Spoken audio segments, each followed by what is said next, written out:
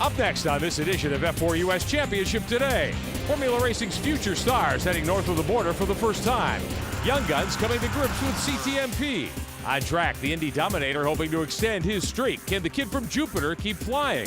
And one of Honda Racing's leading teams with strong ties to the F4 United States Championship will sit down with team principal Michael Shank. It's all next on F4 US Championship Today. Welcome to Canada, everyone, or bienvenue au Canada.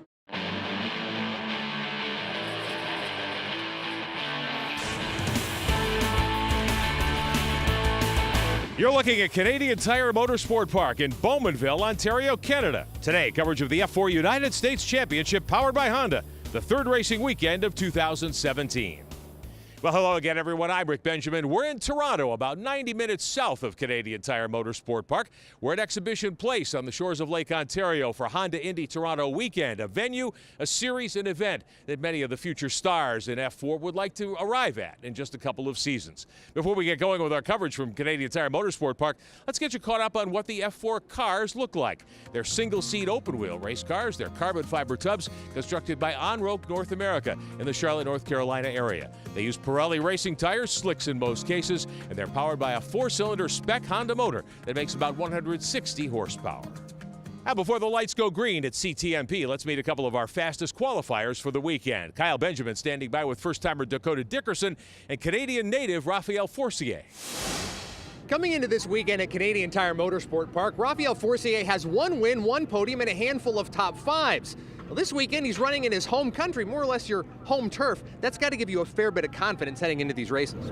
Yeah, of course. I mean, it's always awesome to race in your home country with all the support from my fans, my family, everyone that comes here, most of them Canadian, that come to watch the show, and it's crazy the support I get. All right, Raphael will be starting race 1 from P4. The guy he's chasing, newcomer to the series, Dakota Dickerson.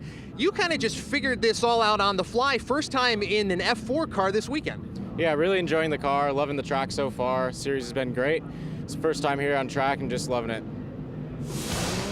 Dickerson was loving the front row starting spot in the RJB Motorsports 85 car. Let's get on board here with Forcier. Dickerson heading Kirkwood off at the attempted pass. Kirkwood, though, off 3 straight wins at Indy, wanting to get to the point quickly north of the border.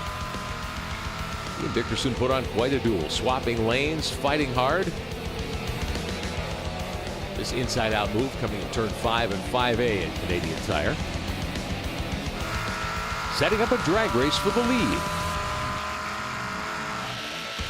Forcier wanted to be a part of the fun, too, working to make it 3 wide.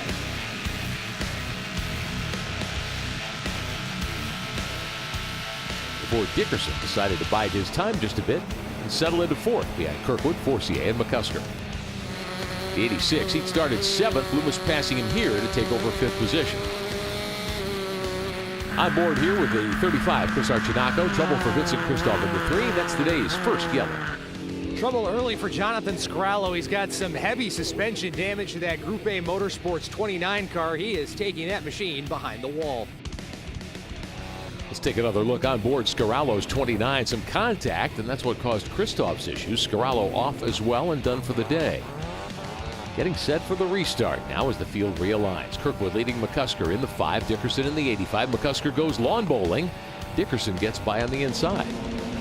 Jacob Loomis here would take advantage as well to grab 4th. Coming down off of turn 1, Leach also says thanks a bunch, swooping by to take 5th. Forcier and Dickerson trying to track down Kirkwood, showing no signs of backing off. Just before halfway in the half-hour run, Loomis would make a move here to get around Dickerson for 3rd. The outside pass coming up the backstretch. At the cross flags, trouble for Canadian native Steve Bamford. Bamford spins in the white car here. The 16 of Kent Vaccaro from New York hammers the wall. He's okay. One more restart with a couple of laps to go. Trouble on the white flag lap here. Benjamin Pedersen out of the Pacific Northwest, the Dirtfish 24. Oh, these things really work better on 4 wheels. Nice pass here late for position. Chris Archinaco in the 35, passing Blake Mount at inside move in turn 5. That's a battle for 21st. On the final lap, Timo Reger, the championship leader after weekend number 1, passing Brendan Leach on the outside for 5th. Leach would get his first points of the season by finishing 6th. Kirkwood, though, rolls to the win. definitely one of the shorter races that we've done. I mean, it was only 3 or 4 laps, but fortunately I got to the front right on the first lap, and then I was able to keep the lead all the way through the cautions and the restarts. Just 2 years from now, I was in the small track now, and being here on the podium 2 years after that, getting the support from these guys. So Kirkwood extends his win streak to 4 in a row. Quite a scramble in the opener at Canadian Tire Motorsport Park. Plenty more to come on this edition of F4 United States Championship today. How Honda Racing works overtime to keep the F4 playing field level. And highlights from race 2 on the CTMP weekend. Kyle Kirkwood and his race team are on top. Can they stay there? We'll find out coming up. F4 US Championship today is being brought to you by Honda. The F4 United States Championship is powered by Honda and presented by Honda Performance Development. And by SCCA Pro Racing. The F4 United States Championship is accessible, developmental, safe, and fun. For more information, visit f4uschampionship.com. Find out how you can get behind the wheel.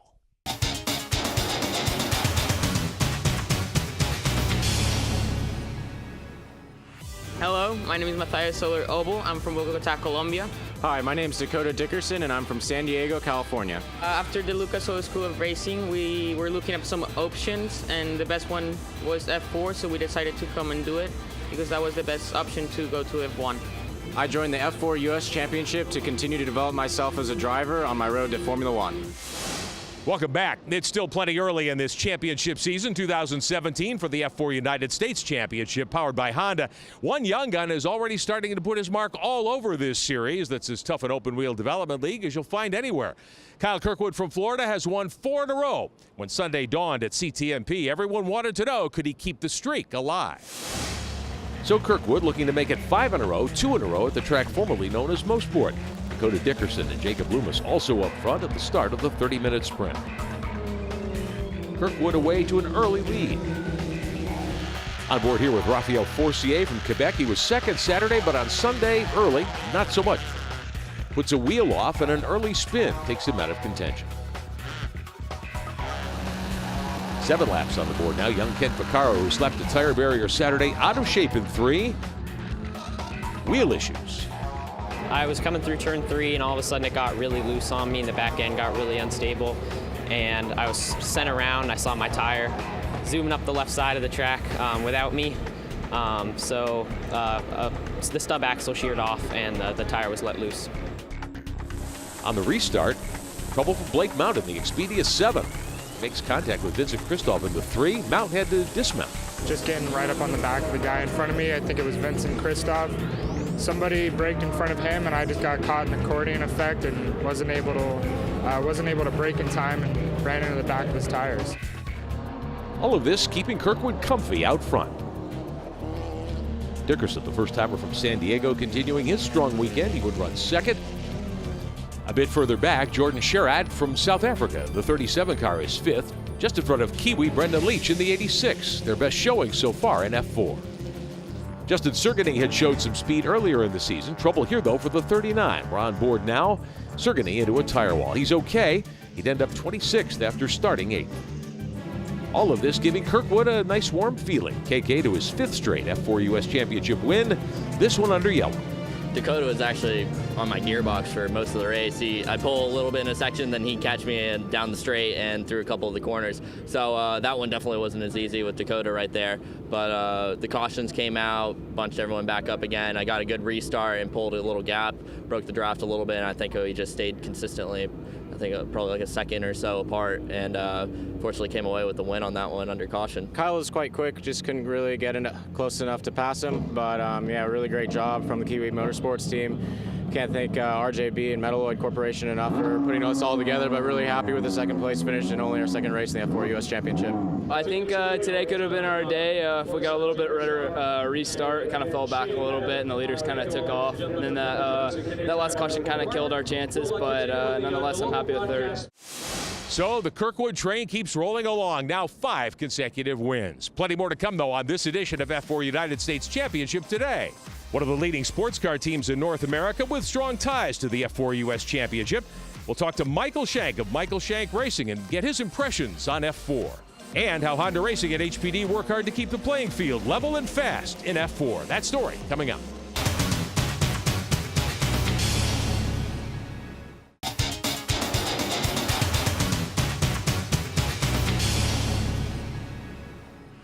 Hi, I'm Jacob Abel. I'm 16 years old. I'm from Louisville, Kentucky. Hello, my name is Jordan Sherratt. I'm 18. I'm from South Africa. And I'm racing F4 because we thought it was the best step after karting. And I'm racing in the F4 Championship because it's a great stepping stone to get to my ultimate goal, which is IndyCar. Welcome back to Canada on F4 U.S. Championship today. There's a lot going on this season in the F4 United States Championship, a very strong schedule, including back-to-back appearances this fall at Circuit of the Americas in Austin, Texas. In mid-September, the series will be part of World Endurance Championship weekend. The weekend is called Lone Star Le Mans. The top prototype and GT teams from around the world make their only American appearance. F4 a huge part of the weekend fun. It's a 6-hour enduro for the World Endurance Championship, finishing up on Saturday evening. The stars of the 24 Hours of Le Mans competing in Texas alongside the future stars in the F4 U.S. Championship, September 14th through the 16th. Find out more and get tickets at circuitoftheamericas.com. For the young drivers in the F4 U.S. Championship paddock, the goal is to get to big-time racing as a driver, whether it's open-wheel racing like we have here at Exhibition Place or sports car racing, perhaps. Kyle Benjamin recently sat down with one of IMSA's leading team owners, Michael Shank. He's got strong ties, of course, to Honda Racing and to the F4 Championship. Every driver in the F4 paddock wants to make it to the pinnacle of open-wheel racing, whether that be IndyCar or Formula One. But a lot of things have to go right for a driver to make it to the top level. Some may find themselves in sports car racing. As a matter of fact, two of Michael Shank's drivers got their start in the lower ranks of open-wheel.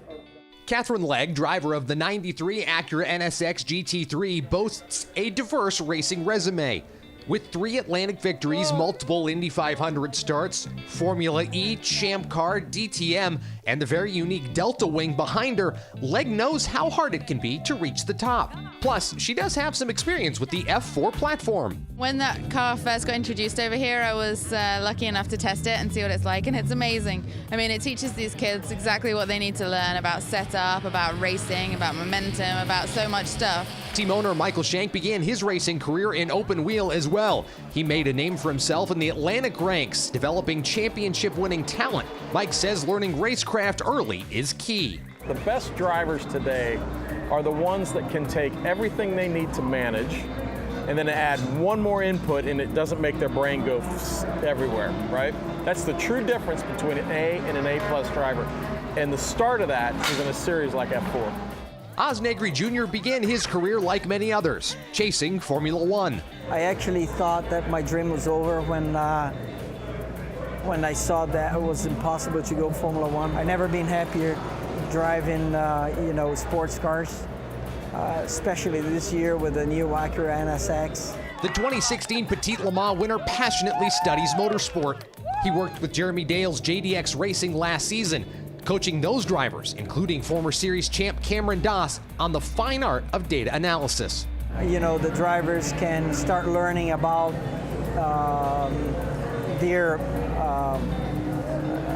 how to analyze their data and what they can do with their feet, what they can induce the car to do with their feet, and get help from engineers.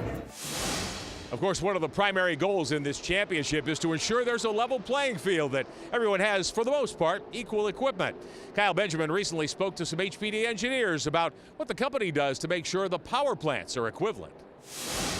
Aaron, this engine that's in the F4 series is a popular engine that Honda uses in a multitude of classes. Yes, actually, it's capable of moving all the way up the range. We have right now it's a non-turbo engine, 150 horsepower. We can throw a turbo on, and that's actually how it comes from the OEM. It's from the Civic Type R, 310 horsepower base OEM unit. So it's great. It can be tuned all the way from 150 horsepower all the way up to above 300 horsepower and go in any number of cars. Now, during a race weekend, I know you review personally a lot of data. What are you looking for? We look at acceleration rates, engine speed, road speed. We look at how the engine's performing, all the general specs of the engine, fueling, ignition, make sure every engine is performing exactly the same, all the way from the last competitor to the first competitor, just to make sure that's one less thing that teams have to worry about. And these engines do come from the factory sealed, so there's not a lot of wiggle room. Those teams really can't tamper with much. That's right. You know, the whole point of the series is really to focus on developing the team and the driver. So we don't want them to try to worry about how to sneak a little bit of extra horsepower out of it. We seal all the engines in multiple places, so there's no way you can access it. ECUs are locked and sealed, so there's no way they can get in there and tamper with it. And of course, we check, like I said, every engine throughout the race weekend just to make sure that everything is operating exactly how it should be. And of course, with a great engine partner like Honda and Honda Performance Development, teams and drivers can focus on the driving aspect of motorsports. Plenty more to come. 1 30-minute sprint left in this weekend at CTMP. Can Kyle Kirkwood bust out the brooms yet again? The highlights are next. F4 US Championship today has been brought to you by Honda. The F4 US Championship is powered by Honda and presented by Honda Performance Development. By SCCA Pro Racing, bridging the gap from karts to cars has never been easier. Make the affordable transition to Formula 4. Find out more at f4uschampionship.com. And by Speedcom Communications, for more than 20 years, the world leader in motorsports radio and communication systems. Find out more at speedcomracing.com. Welcome back to Canadian Tire Motorsport Park. I'm Kyle Benjamin. It's raining here for round number 9 of the F4 US Championship. I'm here with Timo Rieger, who's starting third. Timo, the track's going to be really damp to start this one. What's your strategy going to be? I think it's definitely going to be interesting. Haven't run in the damp yet in this track yet, so I think it's going to be fun. Just trying to stay clear of any accidents, you know. Hopefully there's not a lot of yellows, and just stay up front. We'll see what happens in this one. Of course, Kyle Kirkwood's won 5 straight. He also won in the rain at Mid-Ohio last season. I have a feeling the field's going to be chasing him once more. So this one would start under damp conditions, a rolling start order rather than the usual standing start for the F4 Young Guns. Green flag in the air, and everyone is away cleanly on the tricky CTMP layout. Dampness, and you can see the dark skies there as well. Baltazar Leguizamon making hay early. He'd started 5th in the 45 car. Rolls by Timo Rieger on the inside on lap 1, heading into turn 2. Driver showing plenty of patience with the challenging conditions at Canadian Tire. Leguizamon showcasing his damp weather skills again here, moving inside Jordan Sherratt in the 37 car. This is for 3rd spot in turn 3. And Leguizamon, once he completes the pass, would start hunting the leaders immediately. Leguizamon showing plenty of skill here in the early laps. Let's get on board here with series veteran Jim Goughary Jr. He started 12th for the CTMP finale. Gets by Matthias Soler-Obel for 6th, but the youngster does not give up, coming right back on the inside here. It took him a couple of tries before Soler-Obel was able to retake 6th. Not phased at all by the wet weather conditions. Soler-Obel starting to make up ground fast. Will close in on Timo Rieger here for 5th spot. Swing out of the draft up the straightaway and make the pass on Rieger in the JDX machine. Soler-Obel also wanting to get to the front as the weather could become an issue here.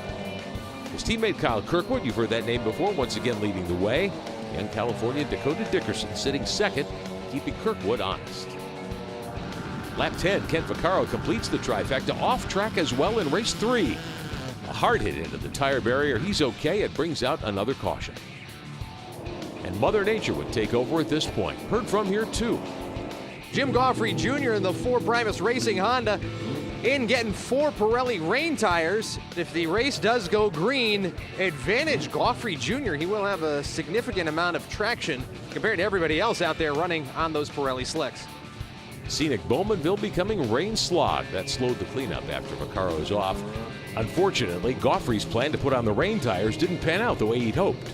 Officials would decide this one would have to end under the yellow as well. Leguizamon bagging his first podium of the weekend. Pretty pleased overall. We worked very hard with the team. We scaled like a lot of positions, and now the last race was very good for me, starting P5 and finishing P3. Going forward with the team, we worked very well, and we need to keep working as we are doing for the next one. For the 2nd straight F4 weekend, Kirkwood brooms him. But almost as impressive, the youngster from California, Dakota Dickerson. For our first weekend with Kiwi Motorsport, just feels awesome to be able to get on the podium twice. Really looking forward to the next race at Mid-Ohio. Can't thank RJB and Metal Legge Corporation enough, but really enjoying the series so far. So with 3 racing weekends complete in 2017, here's how the championship stacks up. Kirkwood in the Cape Motorsports 8 car with a strong 31-point lead over Timo Rieger. Raphael Forcier 3rd, 62 back. Loomis, and Matthias Soler-Obel, the rest of the top 5. Kyle Kirkwood extends his win streak. He's now 6 out of the last 6. You swept the weekend again here at Canadian Tire Motorsport Park. This one, though, was kind of sketchy. Yeah, I mean, this one, we had the rain at the very end, and it was under caution. There's actually a couple laps where there was a car into the barriers, and we're still going. But I'm happy with the win. I'll take it, but rather not finish under caution. But overall, good weekend. I mean, can't ask for anything better than to lead all of them. So thank you to the Cape guys. Thank you to all you guys in the series for putting on a great event. Now, Kyle Kirkwood will take his points lead into Mid-Ohio in just about 6 weeks' time. The other guy making headlines this weekend, Jonathan Scarello, picks up the JRI Shocks Hard Charge Reward. You picked off 18 cars in about 2 races because your weekend kind of got off to a bit of a rough start. Yeah, it's kind of been the story of our year where we've been really unlucky in qualifying, having to start in the back and charge our way to the front, which has been providing plenty of entertainment for you guys, but hopefully at the next one we can start up towards the front and give Kyle more of a headache than what he cares for. So Kyle Kirkwood has taken command now of the F4 United States Championship powered by Honda. 6 straight victories over 2 weekends. Still 4 weekends of racing to go, though, in the 2017 season. Plenty of time for other contenders to emerge and battle Kirkwood for this year's championship. Next up for us, coverage of the F4 US Championship weekend in Mid-Ohio in August. For now, I'm Rick Benjamin. Thanks for watching F4 US Championship today.